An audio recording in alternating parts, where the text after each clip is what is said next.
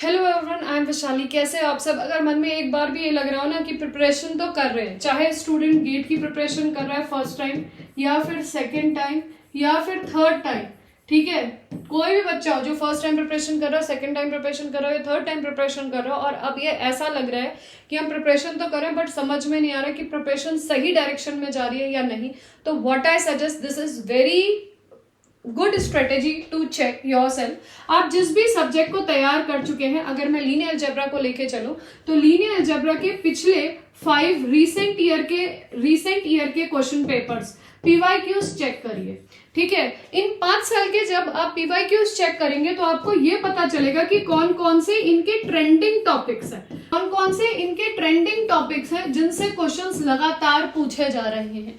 और जो भी इनके ट्रेंडिंग टॉपिक्स हैं, what you have to do is ना, you have to write it in a separate register. एक प्लानर में इन टॉपिक्स को लिख लीजिए, ठीक है। और ये देखिए क्या ये सारे के सारे ट्रेंडिंग टॉपिक्स आपने तैयार कर लिए।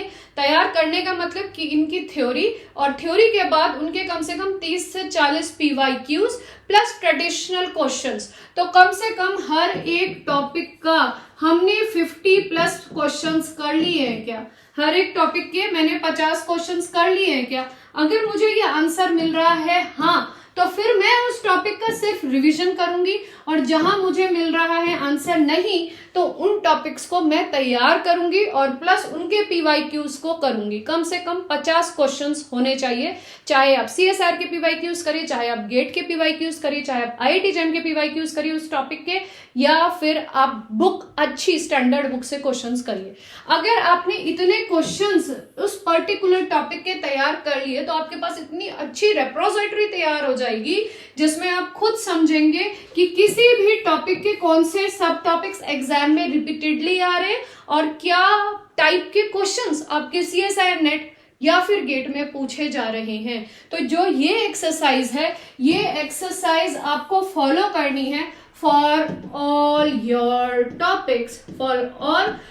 टॉपिक्स ऑफ ईच सब्जेक्ट्स, ठीक है। सारे के सारे सब्जेक्ट्स के लिए ये एक्सरसाइज हमें फॉलो करनी होगी। समझ में आया? अब अगर आप लोग चाहते हैं कि आप लोगों को कोई ऐसा मेंटोर मिले जो आपको हेल्प करे इस तरीके की गाइडेंस करने के लिए, तो आप अगर चाहें तो मेरा जो जीत 1.0 बैच है उसको ज्वाइन कर सकते हैं, जिसमें मैं ये ऑलरेडी ट्राई कर रही हूं कि हर टॉपिक के कम से कम 40 से 50 क्वेश्चंस मैं टॉपिक वाइज समझाऊं, ताकि टॉपिक आपको बिल्कुल बाय हार्ट याद हो जाए और टॉपिक से आप ये समझ सकें कि उस क्वेश्चन में या उस एग्जाम में कैसे क्वेश्चंस उठ सकते हैं। आपकी इतनी डिटेलिंग उस टॉपिक से रिलेटेड हो जानी चाहिए। अगर आप जीत 1.0 ज्वाइन करना चाहते हैं तो मेरी ऐप से जुड़ सकते हैं। मेरी ऐप का नाम है the learn and grow. The learn and grow में जाके आप एक्सेस ले सकते हैं चीजों को देखने का, ठीक है। Now next, the learn and grow.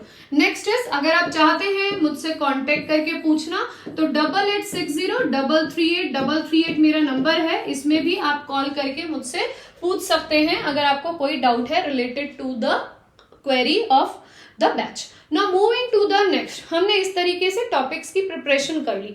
अब क्या होगा हमारे पास, क्या होगा ना, थ्योरी भी बहुत अच्छी तैयार हो जाएगी, प्लस हमारे पास पीवाईक्यूज कह लो या क्वेश्चंस का भी सिलेक्शन हो जाएगा। अब इस जो लंबी सी थ्योरी तैयार करिए, इसको 2 बार सेकेंड टाइम जब आप रीड करोगे उसके बाद आप तुरंत इसके शॉर्ट नोट्स बना लोगे। जब आप इसके शॉर्ट नोट्स बनाओगे और उन शॉर्ट नोट्स की हेल्प से आप यहाँ पे 2-3 पेजेस 2 या 3 पेजेस छोड़ दीजिएगा जब भी किसी टॉपिक का शॉर्ट नोट्स बनाएंगे, और जब पीवाईक्यूज करें तो इसमें पीवाईक्यूज में जो भी एप्लीकेशन इस टॉपिक की यूज हो रही है आप वो ऐड करते जाएंगे। इससे क्या होगा ना, आप हर एक सब्जेक्ट में इस तरीके से जब काम करोगे तो आपका subject topic wise crystal clear होता चलेगा। मतलब अगर मैं जो बात बोलना चाह रही हूँ अगर वो आपके दिमाग को स्ट्राइक कर रही होगी तो आई थिंक आप वो चीज समझ पा रहे होगी कि हर एक टॉपिक के पीवाईक्यूज और उनके शॉर्ट नोट्स, अगर ये तीनों चीजें, जो ये ट्रायंगल बन रहा है, if you are working on this triangle, तो कोई तरीका ही नहीं है कि आप एग्जाम क्वालिफाई ना कर सको। क्योंकि हमारा क्या पॉइंट होता है ना, हम यहाँ पे जब स्टार्ट करते हैं अपनी प्रिपरेशन जुलाई में या फिर अगस्त में, तो हम पीक ऑफ एनर्जी ई लेके चलते हैं, और जैसे ही हम सितंबर अक्टूबर तक आते हैं तो हमारी एनर्जी हो जाती है भैया E/2, और फिर जब हम नीचे आते हैं, पोटेंशियल और काइनेटिक एनर्जी जो बचपन में पढ़ी होती है, हम आते हैं नवंबर दिसंबर में, हमारी एनर्जी होने लगती है 0। और तब तक क्योंकि ये इतना सारा बल्क में हो जाता है तैयार करना, रिविजन करना, यहाँ पे तो इतना रिविजन करा नहीं, अब हो जाएगा इतना सारा रिवीजन करना, तो यहाँ पे आने तक स्टूडेंट खुद को डिमोटिवेट सोचने लगता है। So that's why I am saying to you, जब भी आप सेकंड रिवीजन करें उसी हाथ शॉर्ट नोट्स बनाएं, और पीवाईक्यूज जब जब करें तो पीवाईक्यूज की इंपॉर्टेंट उसी शॉर्ट नोट्स में ऐड करते रहें।